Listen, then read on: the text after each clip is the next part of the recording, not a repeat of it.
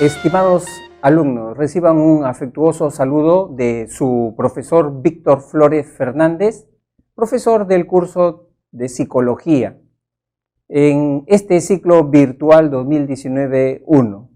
Muy bien, y después ya de estos más de 4 meses de estudio, llegamos a nuestra semana final, que es la semana de repaso. Y en esta semana de repaso, con las 49 preguntas que vamos a presentar el día de hoy, vamos a hacer una recapitulación de todos los contenidos de las 18 semanas, para que ustedes estén con la información fresca para poder asumir este cuarto examen. En ese sentido, vamos a recordar pues, aquellos aspectos que son importantes y relevantes y que podrían venir en este cuarto examen. Y, lógicamente, también en el examen de admisión de nuestra universidad. Así que, estimados alumnos, empezamos entonces a plantear las preguntas y, una vez más, invocarles. Si ustedes tienen alguna duda, plantéennos siempre, hagan sus preguntas. Estamos ahí para poder responder, porque he visto que ustedes hacen buenas preguntas. Son preguntas muy reflexivas, concisas y que demuestran que ustedes tienen realmente interés por aprender. Así que bienvenidas las preguntas. Rómulo está realizando una investigación sobre la conducta de los universitarios durante las marchas estudiantiles. Por ello ha decidido acompañarlos en sus salidas y tomar apuntes de la conducta que ellos exhiban durante estas manifestaciones callejeras. Él está utilizando un método de investigación de tipo, siempre en una pregunta hay un término clave.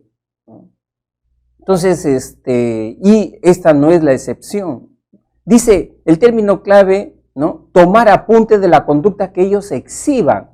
O sea, hacer una descripción del comportamiento de estos alumnos. Si estamos hablando de una descripción, de un relato, de un señalamiento de algunas conductas, dentro de los 3 métodos de investigación con cuál calza esta pregunta, evidentemente con la C, ¿no? Que es el método observacional o descriptivo, ¿no? Que es lo mismo, la C.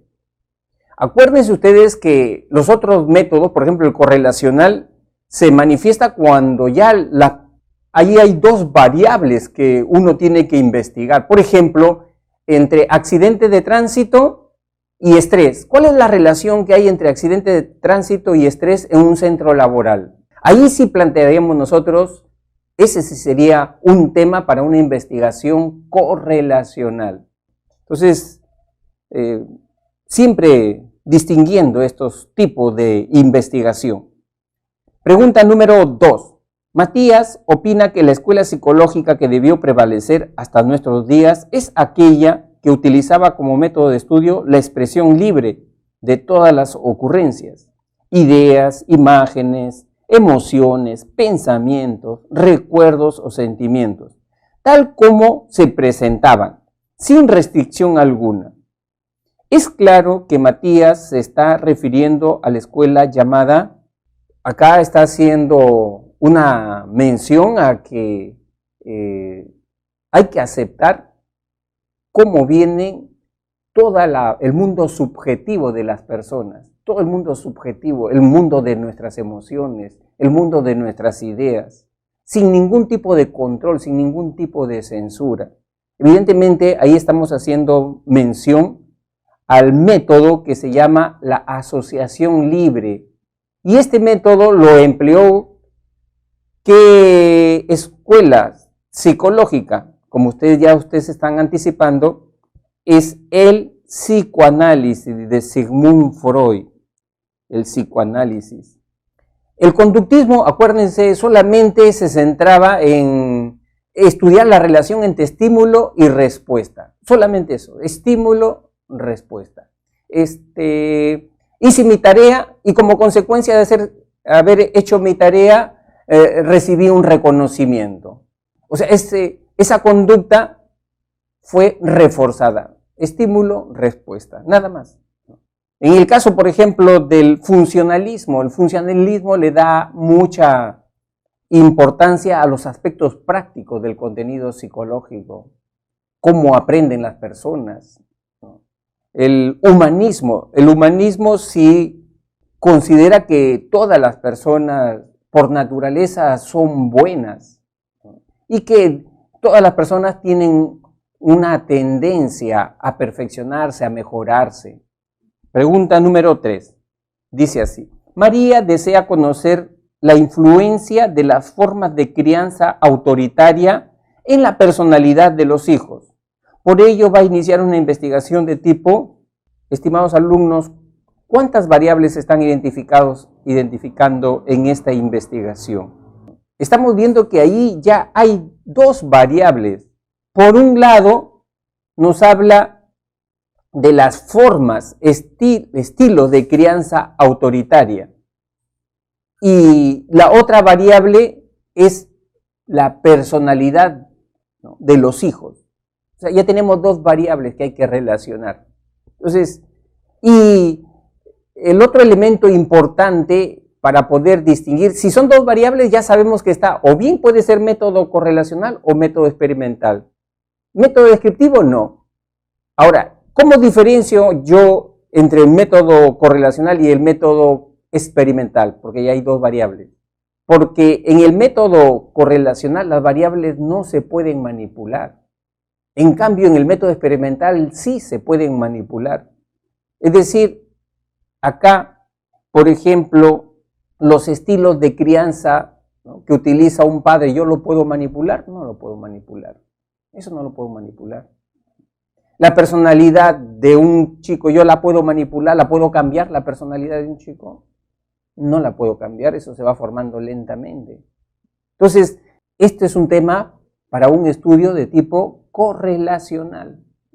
Fuera experimental, si la variable yo la pudiera manipular, Ejemplo de que sí yo puedo manipular una variable.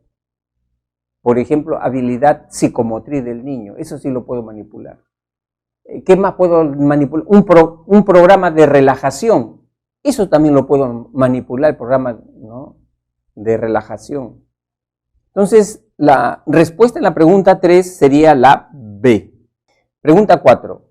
Elija la alternativa que relacione mejor las situaciones mencionadas con la estructura nerviosa responsable de la misma.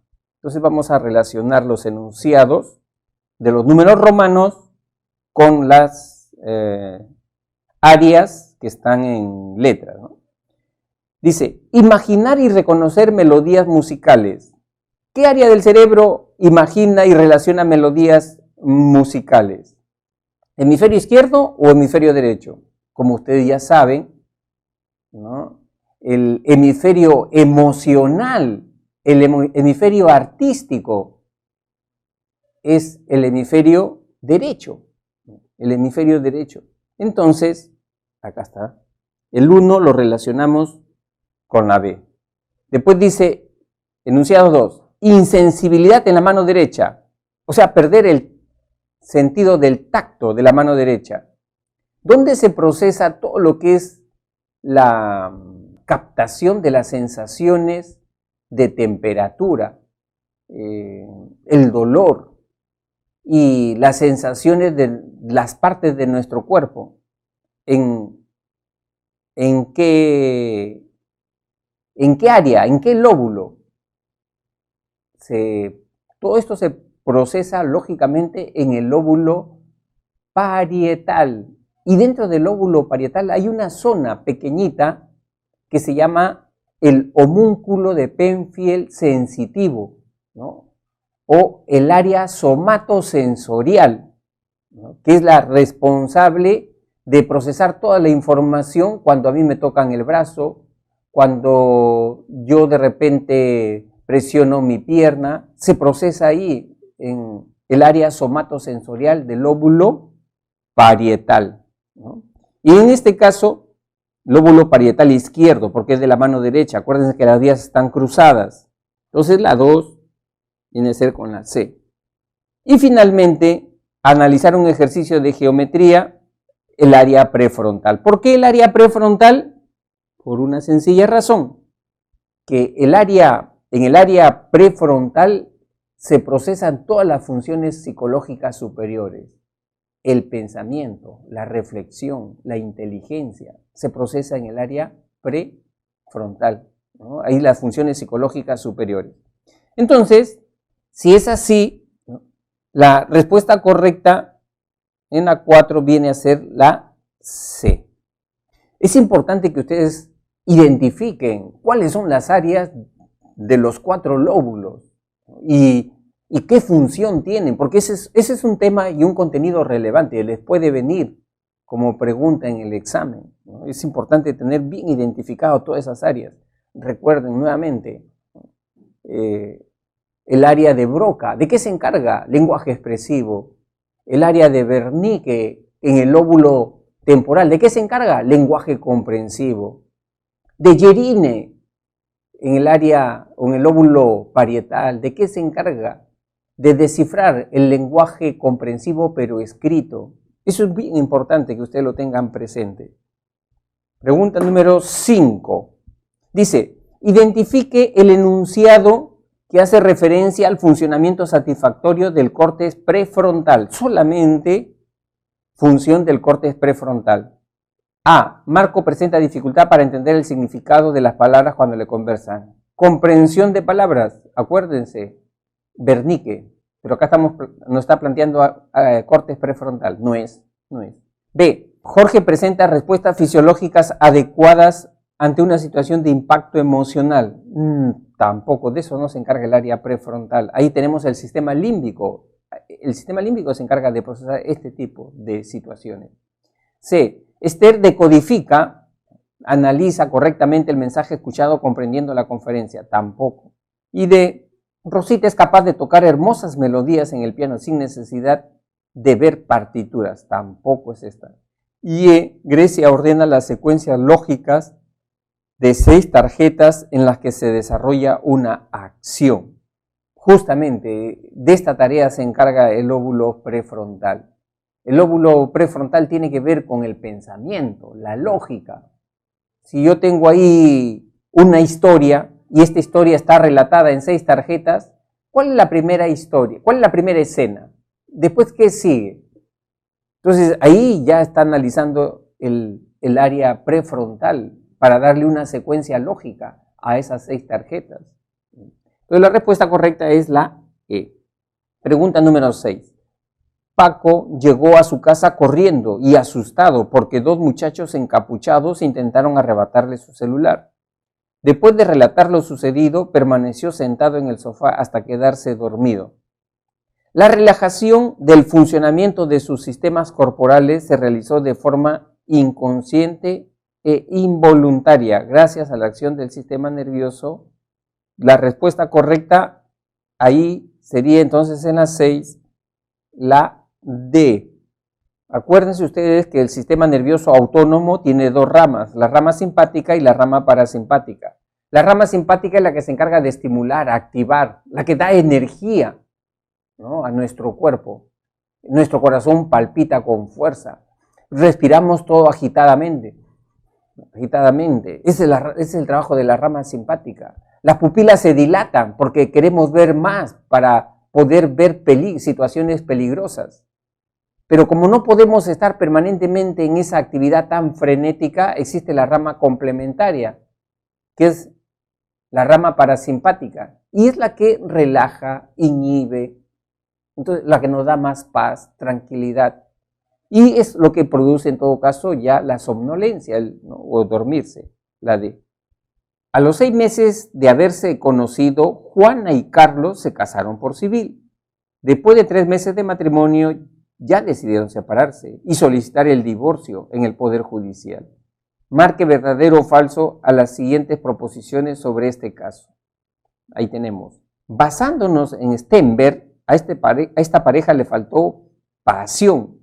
Falso, ¿no?, porque parece ser que la atracción fue lo que primó más bien en ellos y la ausencia más bien de intimidad.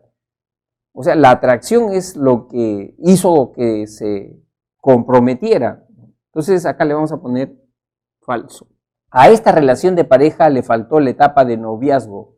Podría ser, claro. O sea, le faltó conocerse, saber más de cada uno. La B. A esta relación de pareja le faltó la etapa de la idealización. Eso es falso, ¿no? Porque no es trascendente esto, no es trascendente. Y la siguiente, a esta relación de pareja le faltó el matrimonio religioso, intrascendente para lo que se está planteando, ¿no? Por lo tanto es falso, intrascendente, es intrascendente. No se podría saber, tampoco no lo menciona en el enunciado. Entonces, la respuesta correcta a las 7 es la alternativa C.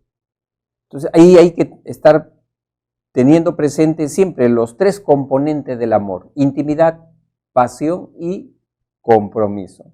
Pregunta número 8.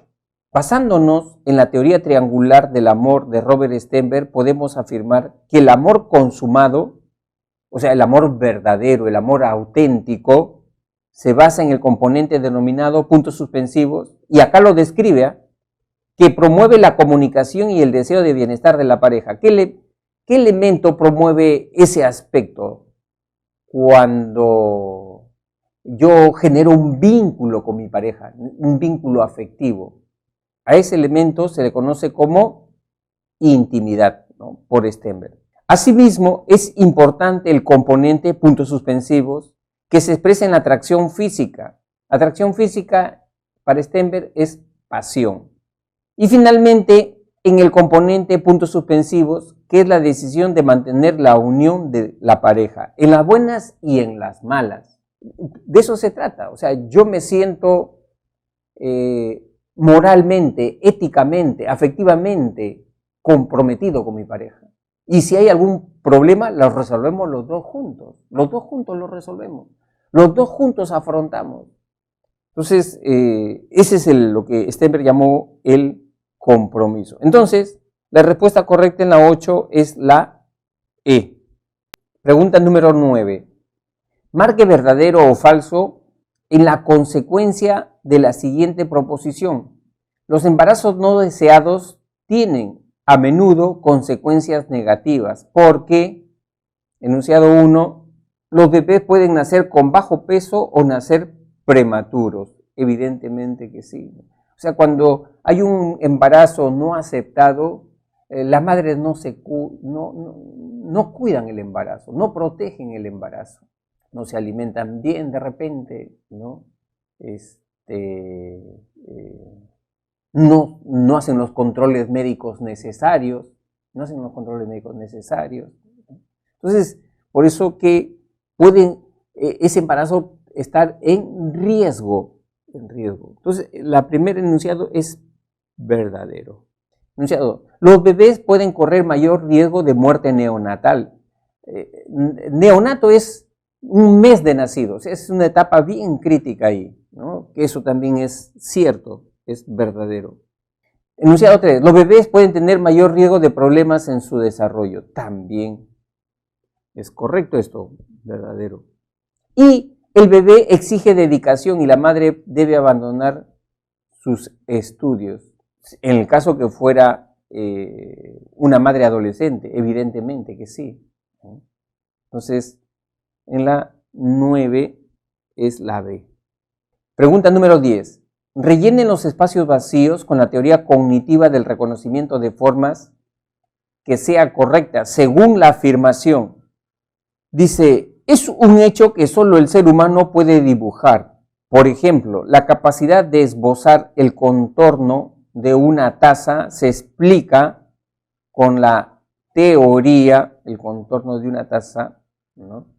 Con la teoría podría decirse, ¿no? Algunos elementos, algunas líneas, ¿no? Podría ser, entonces, si es por el contorno de la taza, podría ser análisis de rasgos en la primera. Asimismo, el reconocimiento de letras, palabras y rostros se puede explicar mejor con la teoría, podría ser igualación a una plantilla.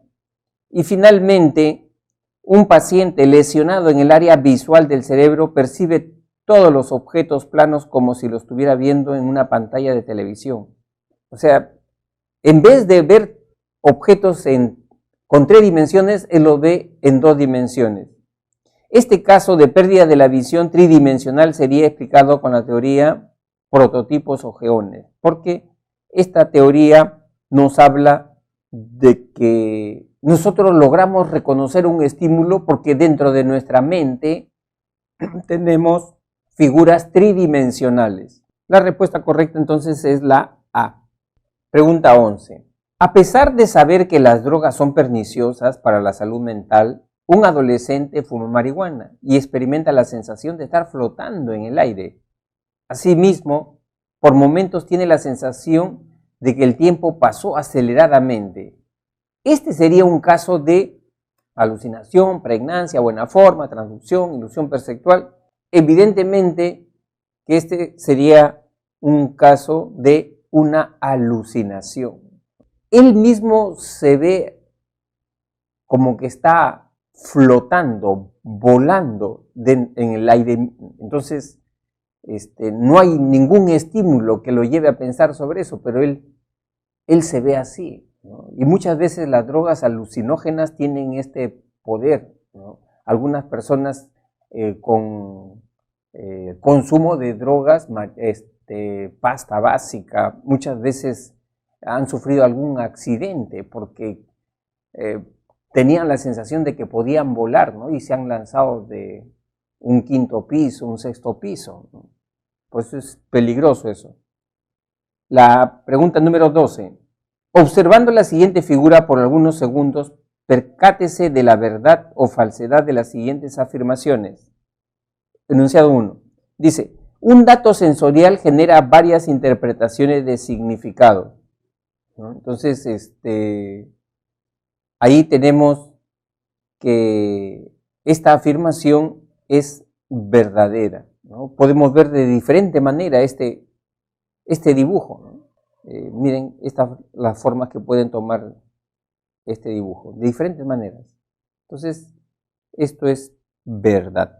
2. Las alucinaciones e ilusiones perceptuales se dan en cualquier modalidad sensorial. Claro, las personas podemos tener alucinaciones auditivas, podemos tener alucinaciones visuales, podemos tener alucinaciones sinestésicas, o sea, se presentan en cualquier modalidad sensorial. Entonces, esto también es verdadero. Tercero, el cambio de posición espacial de los cubos,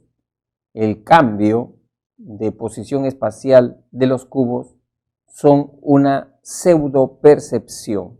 Evidentemente que pseudopercepción ya no sería, pues porque ahí estaríamos hablando de una alucinación. Y si se cambia el estímulo y lo vemos de diferente manera, no sería alucinación, porque el estímulo está ahí presente. Para que sea alucinación, no tiene que haber ningún estímulo al frente, ¿no? Y la mente crea la imagen. Entonces, acá estamos ante una falsedad. Y el enunciado 4. Las ilusiones perceptuales son naturales porque todas las experimentamos. Es verdad. No tenemos que tener alguna patología para poder experimentar las ilusiones. Todas las personas en algún momento podemos experimentar ilusiones perceptuales. ¿Por qué? Porque a veces tenemos miedo, vemos cosas que no están presentes, pero le atribuimos cosas mágicas, sobrenaturales. Tenemos expectativas que nos hacen ver a personas que quisiéramos verlas, ¿no? Pero que no están con nosotros, pero las vemos. Cuando estamos esperando a una persona largo rato y no se presenta, en el tumulto de las personas ya creemos verla a esa persona que se está acercando y no es esa persona. Entonces, las ilusiones existen, las experimentamos. Entonces, esto es verdadero. Por tanto, la respuesta a la pregunta 12 es la E. Pregunta 13. Dice así. Ante el crecimiento de la delincuencia en el país, se aumentaron las penas de internamiento. Estas penas tienen como objetivo el cambio de la conducta delincuencial para que al obtener su libertad no vuelvan a delinquir. La cita hace referencia al término denominado, o sea, ¿cuál sería el propósito en todo caso de los penales, de los CRAS? El propósito es cambiar una conducta, cambiar un patrón valorativo. Y si ese es el propósito, aunque no siempre se consigue, ya eso ya lo sabemos, que no siempre se consigue, pero ese aspecto, ese objetivo es el propósito, debería ser de los CRAS, de los penales. Estamos hablando entonces de la resocialización, ¿no? La resocialización. Resocializar significa que esa persona que entró malvada, perversa, ¿no?, aprovechadora, manipuladora, ¿no?, cambie su patrón valorativo, ¿no?, y sea ya un ciudadano, un padre de familia más responsable, que esa mala experiencia le sirva como una lección. Entonces, ahí ese aspecto, esa experiencia, nosotros le llamamos la resocialización. O también socialización terciaria se llama, que es lo mismo, socialización terciaria. Pregunta número 14. Dice así: las relaciones de pareja que se forman cuando las familias obligan a los jóvenes a contraer matrimonio porque ocurrió un embarazo no planificado, en su mayoría están destinadas a fracasar. Por ello, sería adecuado que cuando se conforme una familia se dé cuando los jóvenes hayan logrado ser profesionales y tener un trabajo estable. Las familias que se forman por darse un embarazo no deseado podrían terminar siendo un tipo de familia. O sea, en esta pregunta nos está planteando que para darle una buena proyección a un matrimonio, para darle cierta estabilidad, es necesario que tengan cierto grado de madurez los contrayentes, ¿no? Un grado de madurez emocional, un grado de estabilidad económica. De lo contrario, ¿qué podría ocurrir? Que esas parejitas terminaran en un divorcio, en una separación. Y por lo tanto, la consecuencia sería que terminaran como familias monoparentales, ¿no?, donde la mamá o el papá se queda con el hijo, ¿no?, y el otro abandona o lo deja, ¿no? Entonces, esa es la pregunta 14, la B. Pregunta 15. Era la última fiesta de la promoción del colegio, pero el padre de Esther no le dio permiso. Él argumentaba que es peligroso ir a un lugar así porque es muy lejos. Es solo una fiesta, ya tendrás otras. Además, soy tu padre y tienes que respetarme. El estilo de crianza expresado en este caso sería, evidentemente, por los mismos términos que están ahí expresados, es un estilo autoritario, vertical, impositivo. La A. Generalmente este estilo, a veces, ¿por qué encontramos niños tan calladitos? O sea, el niño de 5, 6, 7 años tiene que ser inquieto, curioso, ¿no? Pero a veces son niños muy tranquilitos, muy calladitos. Es probable, bastante probable, que el estilo de crianza ahí sea un estilo muy autoritario, muy represivo por parte de los padres. Pregunta número 16. Si puedo ingresar a la universidad, soy bueno en matemáticas y en razonamiento verbal. Lo único que me preocupa es que a veces me pongo nervioso cuando doy un examen. El caso hace referencia a las características del FODA, las cuales son, en el primer caso, como tú ya puedes estar dando de cuenta, si dice soy bueno en matemáticas, está reconociendo una fortaleza. Pero si dice, pero también me pongo nervioso, ansioso, angustiado, entonces ahí ya está reconociendo una debilidad. La respuesta correcta entonces en la 16 es la E. Fortaleza, debilidad. La E. Siempre acuérdate, ahí tú tienes que ver el recurso dónde está. ¿Es externo o es interno? Está en la persona. El segundo criterio, ¿ese recurso es positivo o es negativo? Para poder identificar fácilmente. Pregunta número 17. Dice así: el coordinador académico anunció que, por motivo de fuerza mayor, el examen que estaba previsto para este fin de semana queda postergado para la siguiente. Buena parte de los estudiantes se alegraron de esta noticia, pues ya no tendrían que estudiar en los próximos días, lo cual evidencia que serían estudiantes. ¿Qué tipo de estudiantes estamos viendo acá? Aunque está dando un mensaje poco contradictorio, pues ya no tendrían que estudiar en los próximos días. Bueno, pero evidentemente estamos ante alumnos que los podríamos calificar de morosos. Alumnos morosos. La A. O sea, ¿quién es el alumno moroso? Es alumno que espera el último minuto para ponerse a estudiar. Ese es el alumno que realiza sus tareas siempre y cuando su cuerpo tenga adrenalina. Si no tiene adrenalina, no mueve ni un dedo. O sea, por la presión simplemente de la fecha, la hora, la entrega. La A. Pregunta número 18. El local de estudios fue cambiado de lugar sin previo aviso. Los padres se quejan de que es un lugar peligroso para sus hijos, puesto que constantemente se producen asaltos en esa zona. La variable de la característica FODA implicada en este caso sería, acá estamos viendo que esto es un factor externo a los alumnos, no está en los alumnos. Si es un factor externo, podría ser entonces oportunidad o amenaza, pero también lo están describiendo en sentido negativo para los objetivos y propósitos de los alumnos. Por lo tanto, si es sentido negativo, estamos hablando de una amenaza, la D. La respuesta correcta es la D. Pregunta número 19. Dice, Rosa siempre se caracterizó por ser muy amable y solidaria, pero sobre todo por darse cuenta rápidamente de los sentimientos de otras personas. Por ello, sus profesores le recomiendan que estudie la carrera de psicología.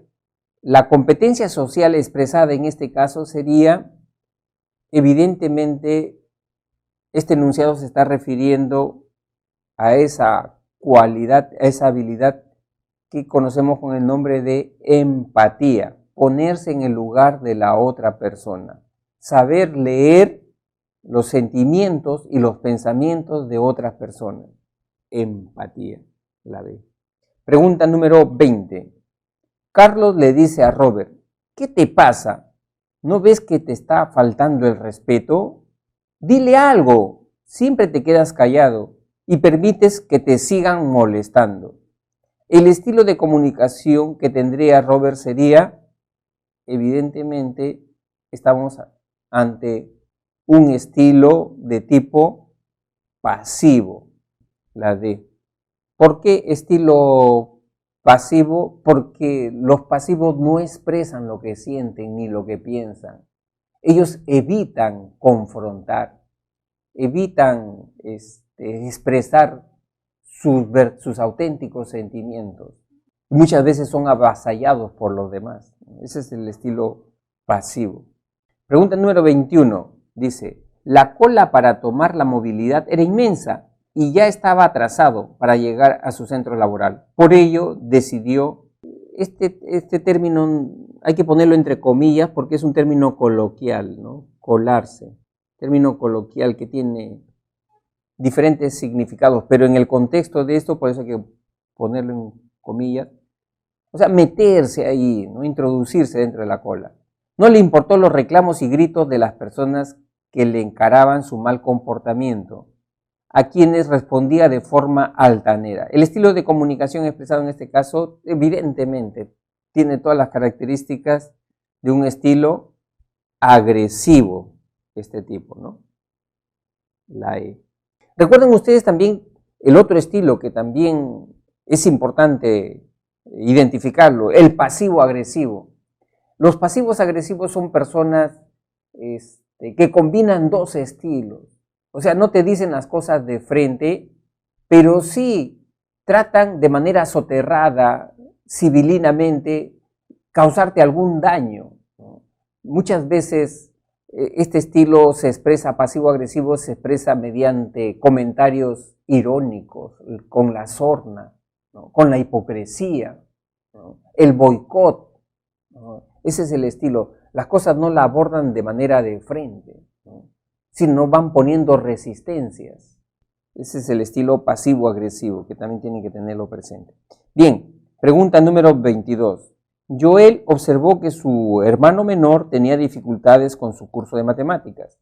Le era difícil entenderlo, por ello conseguía hacer solo algunos ejercicios. Ante esto, Joel empezó a acompañar y orientar a su hermano cuando hacía sus tareas de este curso. Ahora a su hermanito se le hace más fácil realizar todos sus ejercicios e incluso busca por su cuenta hacer más. ¿Qué teoría de la inteligencia explicaría mejor lo sucedido en el caso? Evidentemente que ahí está retratada la teoría dialéctica o sociocultural de Lev Vygotsky, que él plantea la importancia en el desarrollo intelectual. ¿Importancia de quién? Del tutor, del asesor, del guía, del maestro. El alumno va a mejorar su capacidad intelectual cuando tenga profesores más capacitados, mejor preparados, y que también ese profesor rete a sus estudiantes, los rete con problemas, ejercicios, situaciones, ¿no? Y que sea una buena guía. Eso es lo que plantea Vygotsky. De esa manera, la capacidad intelectual del alumno académica va a mejorar notablemente. Entonces, estamos acá ante la teoría sociohistórica de Vygotsky. En el caso de Jean Piaget, acuérdense, Jean Piaget sí le daba más importancia no tanto a la educación, sino a los procesos madurativos. Como que cada persona tiene un reloj biológico interno, donde se van aperturando etapas del desarrollo intelectual. Y es un proceso netamente individual, ¿no? Eso es lo que decía Jean Piaget. Luego Robert Stenberg, hablamos de que Robert Stenberg decía que las personas tenemos tres tipos de inteligencia: la inteligencia analítica, la inteligencia creativa y la inteligencia práctica. Y que para el éxito de una persona era importante saber combinar muy bien estos tres tipos de inteligencia. Y le daba un valor quizás un poquito mayor a la inteligencia práctica, que es la inteligencia de poder saber organizarnos bien, de poder optimizar nuestros recursos, ¿no? Esa es la inteligencia práctica. Pregunta número 23. El hermano mayor de Camila quiere entretener a su hermana y le hace un truco, entre comillas, con una hoja de papel. Le muestra una hoja extendida y de pronto la arruga rápidamente, quedando solo una pequeña bolita. Ante esto, Camila se queda muy asombrada, pues cree que el papel se ha reducido increíblemente. En relación al desarrollo cognitivo, el caso evidenciaría que Camila aún no ha desarrollado puntos suspensivos, por lo que se encontraría en la etapa puntos suspensivos. Acá la pregunta está haciendo una analogía con el experimento que hizo Jean Piaget para determinar si el niño tenía la capacidad de la conservación de la sustancia. ¿Qué hacía Piaget? A un niño de 5 o 6 años le mostraba 2 pedazos de plastilina del mismo tamaño, el mismo volumen, pero de repente de diferente color. Delante del mismo niño, un pedazo de plastilina lo fragmentaba en 15 bolitas y lo desparramaba en la mesa. Y le preguntaba al niño: ¿dónde hay más plastilina, hijito? ¿En esa bola grande o en estas 15 bolitas que están desparramadas? El niño que no tiene conservación de la sustancia se deja engañar por la cuestión visual. O sea, va a decir: profesor, acá de estas 15 bolitas hay más plastilina. En cambio, el niño que ya tiene conservación de la sustancia no se deja engañar por la cuestión visual. En su cabecita va a estar analizando que esas 15 bolitas las puede juntar nuevamente y hacer una bola grande que es igual a la primera cuando estuvo esa plastilina. O sea, tiene esa capacidad de análisis y de síntesis mental. No, la vista no le engaña. Y si está en esa condición, tiene conservación de la sustancia, entonces ese niño ya está en una etapa del pensamiento, de las operaciones lógico-concretas, ¿no? Ese niño ya se supone está en los 6 años, ¿no? Por lo tanto, la respuesta correcta en la 23 viene a ser la alternativa, ¿no?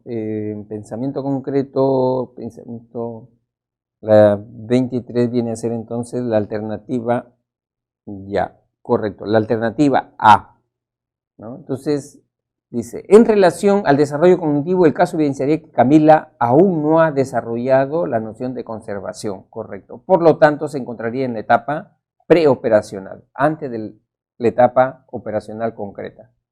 Pregunta número 24. Héctor es un destacado ingeniero, sin embargo, ahora le están encargando conversar con posibles clientes para conseguir proyectos de su área y está teniendo problemas. Ante ello, lo que su jefe le dice, Héctor, tú eres un excelente ingeniero, no dudo de tu capacidad en los cálculos, análisis de datos y procesos, pero tienes que mejorar tu comunicación con los demás, ser más empático y persuasivo.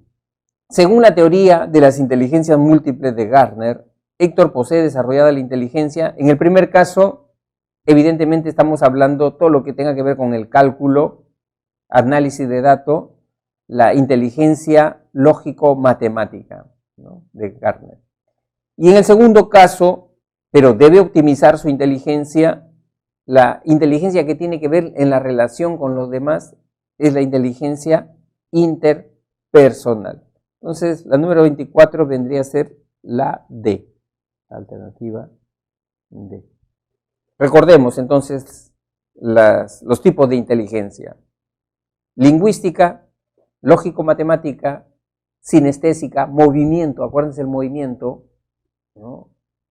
Bailarines, ahí tenemos también deportistas, ¿no? Artesanos. Esa es la inteligencia sinestésica. Luego tenemos la inteligencia musical, ¿no? Interpretar, detectar melodías, sonidos. La inteligencia intrapersonal, conocerse a sí mismo. Inteligencia interpersonal, capacidad para relacionarse con las personas, ¿no? Liderazgo, esa es inteligencia interpersonal. Capacidad persuasiva, inteligencia interpersonal. Luego tenemos la inteligencia visoespacial, capacidad para calcular espacios, ambientes, propia de los arquitectos. Y finalmente la inteligencia naturalística, capacidad para detectar cambios en la naturaleza, ser una persona sensible a los animales, a las plantas, ¿no? ¿Propia de quiénes? De los biólogos. Dice, en marketing se dice que la publicidad de un producto está diseñada para que las personas conecten las sensaciones y reacciones que sienten con las marcas de los productos. Así, las escenas o contenido de la publicidad generan reacciones en el sujeto, incorporando la marca de un producto. La exposición constante puede hacer que el cliente, solo al ver la marca, tenga respuestas similares a la inicial. De lo expuesto señale lo correcto. Ahí el enunciado nos está haciendo ver que generalmente cuando los publicistas tratan de promocionar un producto, una cerveza, una marca de camisa, una fragancia, ¿a qué lo asocian los publicistas? Para que el consumidor vea los aspectos positivos. Lo asocian siempre al éxito, lo asocian siempre al prestigio, lo asocian siempre al estatus, que si tú usas esos productos te va a dar prestigio, te va a dar estatus, te va a dar poder, vas a ser una persona codiciada, ¿no? Tratan de siempre de hacer esa asociación. Y según el condicionamiento clásico, entonces, eso que te da prestigio, fama, ¿no?, vendría a ser como una especie de un estímulo incondicionado. Para asociarlo con el estímulo neutro, ¿cuál es? La camisa, el reloj, el auto, la cerveza. Ese sería el estímulo neutro, que asociarlo con el éxito, con el prestigio, ese producto ya alcanza, ¿no?, las cualidades positivas del éxito, del prestigio. Por eso que la respuesta correcta acá sería, aunque no está preciso, pero es lo que más se acerca, la A. El contenido publicitario es el estímulo incondicionado, dice. Mejor sería, el contenido publicitario funcionaría como si fuera un estímulo incondicionado, ¿no? Como si fuera un estímulo, es lo más correcto. Porque acuérdate que el estímulo incondicionado es aquel que genera automáticamente, de manera innata, una respuesta no aprendida. Por ejemplo, comida en la boca, de manera innata, va a generar una respuesta incondicionada, salivar. Vamos a salivar, vamos a salivar. Un pinchazo en el brazo, de manera automática, respuesta incondicionada, vamos a retirar el brazo. Así son los estímulos incondicionados. O sea, más o menos es como una especie de una analogía entonces. Pregunta número 26. En cada reunión familiar, Gabriel espera que sus padrinos estén un poco pasados de copas, entre comillas, pasados de copas, ¿no? Porque es para acercarse y pedir su propina, obteniendo así cantidades significativas. Esto es una conducta aprendida desde pequeño. Sin embargo, cuando Gabriel fue creciendo, la respuesta de sus padrinos fue cambiando. Ya no le daban nada. Indique las afirmaciones correctas respecto al caso. Enunciado 1. La propina significativa funciona como un refuerzo positivo de la conducta. Esto es correcto.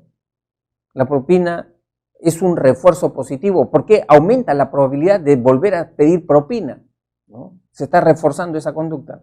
Enunciado 2. Se debe aplicar un castigo positivo para detener esta conducta inadecuada. 3. Actualmente se está aplicando la extinción de la conducta de Gabriel. Efectivamente, cuando una conducta ha sido aprendida mediante un reforzador y luego ya esa conducta aprendida, ¿no?, se le va quitando el estímulo reforzador, ¿qué va a pasar? Que esa conducta aprendida va a comenzar a desaparecer gradualmente. Y eso técnicamente se le llama extinción, ¿no? Esto es correcto.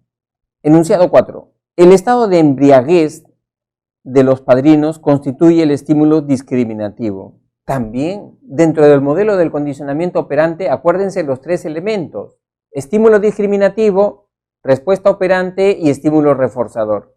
Estímulo discriminativo. ¿Por qué el niño pide propina? Porque lo ve a los padrinos mareaditos. Entonces, eso funciona como un incentivo, como un estímulo para pedir propina. Porque en esas circunstancias siempre le han dado propina a él. Pide propina. Y esa conducta de pedir propina es reforzada porque los padrinos finalmente le dan esa propina. Entonces, esto es correcto. La respuesta, por lo tanto, correcta en la 26 es la E. Pregunta número 27. Dice, cada vez que la mamá de Nicolás no accede a comprarle el juguete o dulce que desea, él hace un berrinche muy escandaloso, con lo que consigue que su mamá termine comprando lo que él quiere.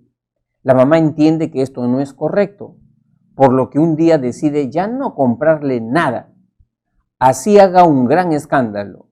Esta decisión de la madre sería un ejemplo de la aplicación del principio de condicionamiento denominado, que estamos viendo acá entonces, estamos viendo, como en el caso anterior, lo mismo, análogamente, estamos viendo que la mamá está aplicando la extinción, ¿no? La extinción. Una conducta aprendida le quita el reforzador de esa conducta y esa conducta del berrinche tiene que desaparecer.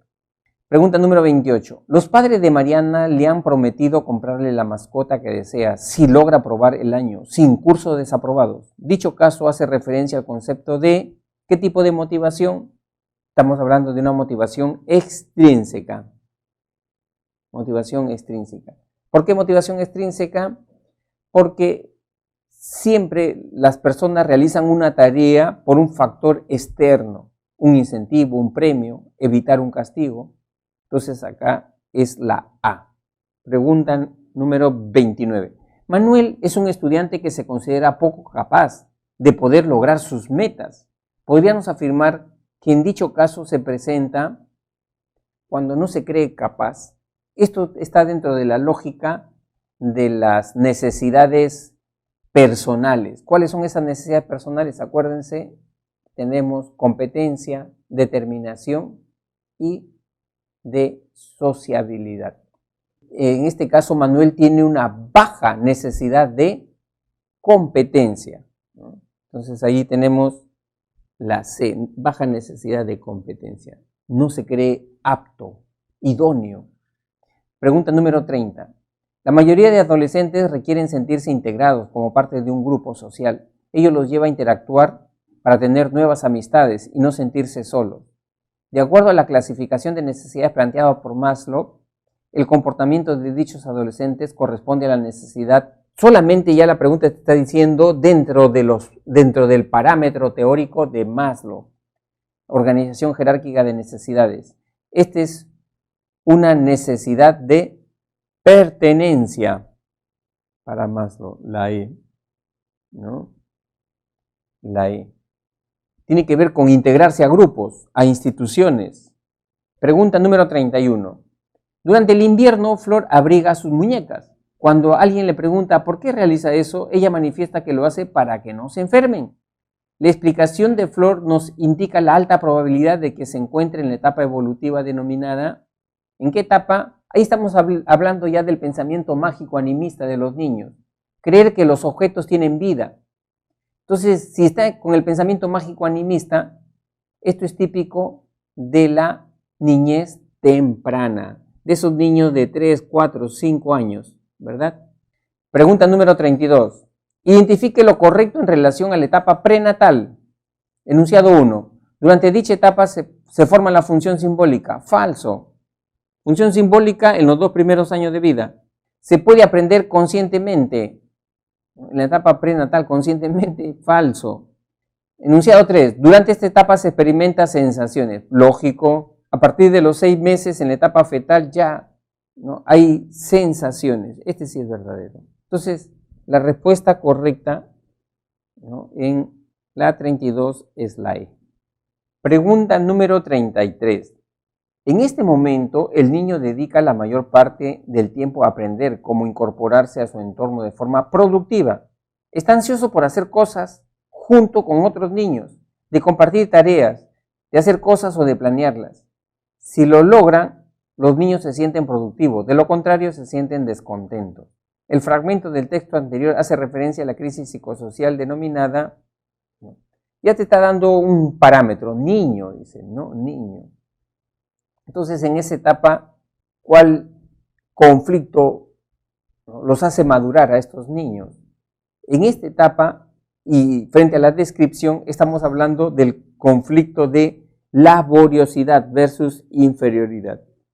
Este conflicto es lo que va, o bien refuerza la autoestima de un niño, o bien disminuye la autoestima de ese niño, ¿no?, en esa etapa. Bien, 34. Cierto chofer cumple con la norma de estacionarse correctamente solo cuando están presentes los policías de tránsito. De lo contrario, se estaciona en cualquier lugar. El nivel de desarrollo moral en que se encontraría esta persona es, ya, si la persona actúa motivado por un resorte externo, es decir, por la presencia del policía, estamos hablando de un nivel preconvencional, la B. Si la persona tiene conciencia de las normas de tránsito y las respeta porque es consciente de eso, ya, ese es nivel convencional. Y cuando entra en una situación de conflicto, de dilema moral, y hace respetar, ¿no?, el principio mayor, ahí se encuentra ya en un nivel postconvencional. Pregunta 35. Si Adriana es una adolescente, identifique cuál sería una característica de su desarrollo cognitivo. Adolescente, desarrollo cognitivo, nada más. A. Su pensamiento es reversible e hipotético deductivo. Por supuesto. Vamos a ver la siguiente. ¿Cuál es la más precisa de repente? B. Aún no logra entender metáforas. No, ya un adolescente sabe entender ya las metáforas. C. Decae su inteligencia fluida. Esto no es así. Eso es en la ancianidad. D. Vivencia el conflicto de identidad versus conflicto. Esto no es cognitivo, pues ya lo descartamos inmediatamente. logra analizar situaciones con un pensar dialéctico. El pensamiento dialéctico es en la etapa de la adultez, no en la adolescencia. Por lo tanto, la respuesta correcta es la A. Pregunta 36. Al llegar a la punto suspensivo, muchas personas suelen reflexionar sobre el significado de la vida que han experimentado. Mira, ya ahí te está dando la pista para que puedas responder. Ahí estamos hablando del conflicto de integridad versus desesperación en el anciano. De acuerdo a Erickson, ello generaría el conflicto psicosocial denominado puntos suspensivos. Entonces, si es integridad versus desesperanza, aunque acá lo han puesto al revés, perdón, no, sí está bien. Al llegar a la primera etapa, lógicamente, a la adultez tardía, y el conflicto es integridad versus desesperanza, la C. 36 entonces es la C. Pregunta número 37. Jesús es un niño de 10 años que estudia en una institución educativa nacional. Su colegio está ubicado en una avenida muy transitada por vendedores ambulantes que pasan gritando con sus megáfonos. Asimismo, los transportistas que pasan por dicha avenida siempre tocan la bocina con ruidos altos para que los carros avancen. Esta situación ha afectado al menor, quien ha sido detectado por el médico que tiene estrés. El estresor que estaría ocasionando el problema en Jesús es de tipo, como es evidente, acá estamos hablando de un estresor biofísico. El estresor biofísico es aquel que va a afectar, ¿no?, la fisiología de nuestro organismo, ¿no? Es decir, por ejemplo, si yo no duermo bien, ¿no?, va a afectar también mis reacciones. Voy a tener pocos reflejos, voy a estar malhumorado, ¿no? Entonces, ese es estresor biofísico. Pregunta número 38. José es un adulto medio, médico de profesión, medio o intermedio debería de ser. A ver, vamos a ver. Y a la vez pertenece a la Compañía de Bomberos del Perú.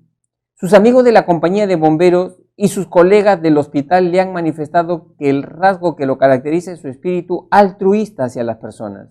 El rasgo predominante en Jesús se denomina, entonces, no, sí, el término correcto es intermedio, un adulto intermedio, no medio. Adultez intermedia. Por lo tanto, según la descripción de este rasgo, estamos hablando de un rasgo cardinal. El rasgo cardinal es el rasgo marcado, notorio, donde el entorno de esa persona lo conocen como que él es así, él es generoso siempre, buena gente, ¿no? O él es de repente una persona muy callada, muy introvertida, y siempre es introvertido así en todas las situaciones. Entonces es un rasgo bien marcado. Entonces ahí ya estamos hablando de un rasgo cardinal. Pregunta número 39. Raúl labora en una empresa de electrodomésticos. Al aproximarse el Día de la Madre, los directivos de la empresa se trazaron una meta en las ventas, lo cual no ha sido lograda, razón por la cual el gerente ha llamado a Raúl para amonestarlo e informarle que no va a continuar laborando en la empresa. En ese momento no pudo responderle a su jefe, pero al llegar a su casa ingresa gritando a su hijo menor y golpea al perro. El mecanismo de defensa que está utilizando en este caso, evidentemente esto es un ejemplo del mecanismo de defensa que se llama desplazamiento. Es decir, la energía negativa, en vez de expresarla con la persona que te ocasionó ese sentimiento, lo expresas a un ser más frágil, más débil, ¿no? Eso se llama desplazamiento. Es importante que ustedes tengan bien claro todos los mecanismos de defensa: racionalización, represión, regresión, sublimación, porque siempre ese es un tópico bien sensible, siempre vienen preguntas en el examen sobre ese tema. 40. Luis es un estudiante de 15 años, estudia en una institución educativa privada. Sus profesores han observado que el adolescente es poco sociable, no se integra con sus compañeros, es retraído en sí mismo y cuando le piden que participe en clase, rehúsa hacerlo, razón por la cual ha sido derivado al servicio de psicología. El psicólogo ha llamado a los padres para informarle esta situación y le ha manifestado que las características que presenta el adolescente está relacionada a un tipo de personalidad denominada, evidentemente estamos hablando de una personalidad, según la categoría de Jung, una persona introvertida, ¿no? La A. Pregunta número 41. Luisa es una estudiante universitaria que cuando va a la universidad siempre se muestra egocéntrica. Le gusta llamar la atención, se pinta el cabello de diferentes colores, su ropa siempre ceñida a su cuerpo. Y cuando llega al aula siempre ingresa y abraza a sus compañeros con una emotividad desbordante. Las características que presenta Luisa pertenecen a un trastorno de la personalidad denominado. Recuerden ustedes siempre que los trastornos de personalidad se presentan en personas adultas, mayores de 20 años. Es difícil poder tipificar trastornos de personalidad en un jovencito, 17, 18 años, porque esa personalidad está en formación todavía.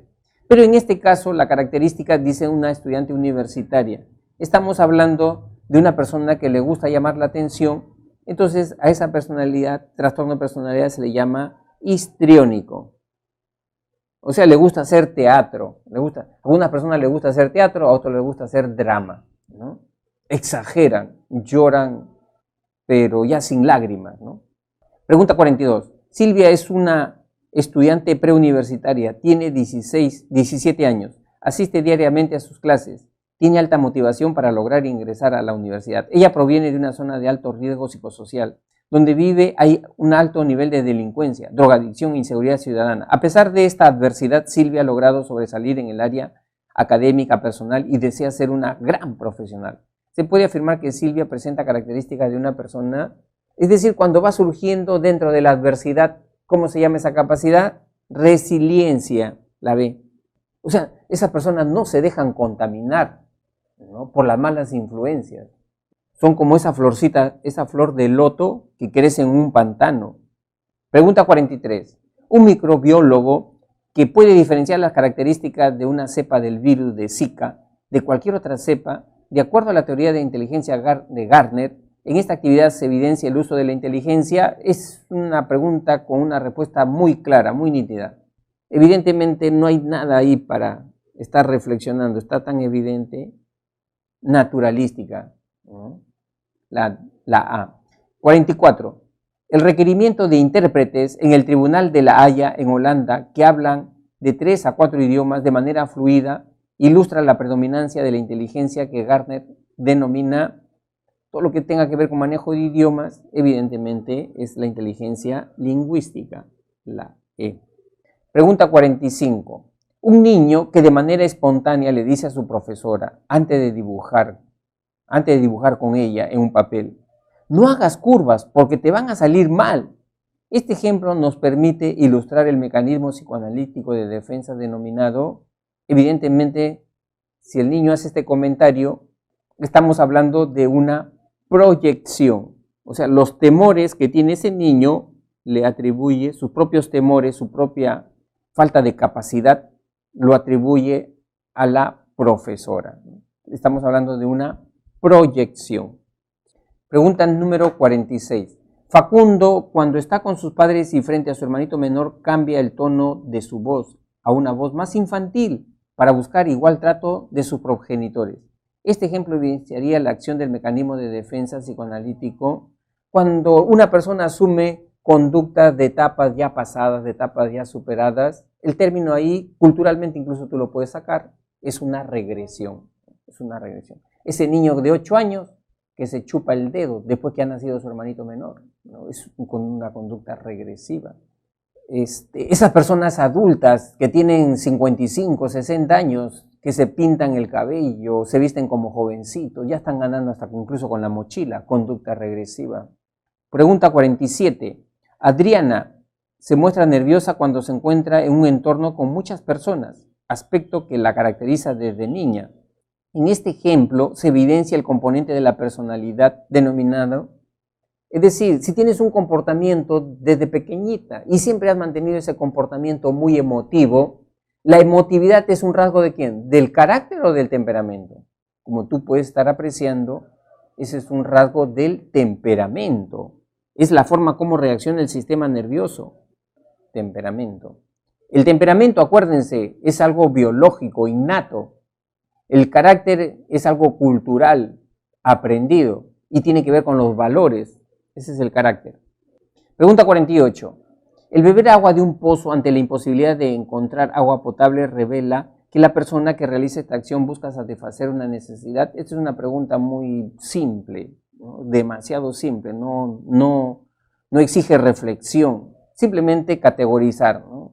La sed, ¿qué tipo de necesidad es? Una necesidad fisiológica reguladora, ¿no? Nada más. La D.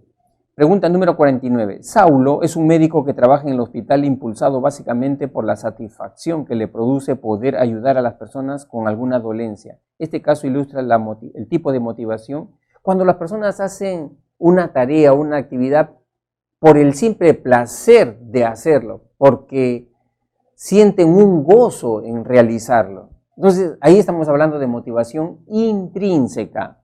Cuando yo realizo una actividad porque esa actividad a mí me estimula, me incentiva, lo tomo como un reto. O sea, yo digo, esto no me va a ganar a mí, ¿no? Yo soy más que esta tarea, esta actividad o este problema. Estamos hablando entonces de motivación intrínseca. Bien, entonces, estimados alumnos, hemos llegado a nuestra clase final y quisiera despedirme deseándoles éxitos a todos ustedes, ¿no? En este reto que tienen de ocupar una vacante en el centro preuniversitario, ¿no? En ese sentido, yo los exhorto ya a hacer todo el esfuerzo, todo el sacrificio, ¿no? En estas par de semanas que tienen pendiente para que puedan elevar su nivel académico. Y cualquier inquietud que ustedes tengan, siempre plantearlas, ¿no? Ahí estaremos atentos entonces para resolver sus inquietudes, ¿no? Que me parecen muy interesantes las preguntas que ustedes hacen. Así que éxitos, estimados alumnos, y les agradezco que me hayan de alguna manera tenido esa paciencia para escucharme a través de estos contenidos de psicología. Un abrazo a cada uno de ustedes y felicitaciones por lo que vienen haciendo. Nos vemos.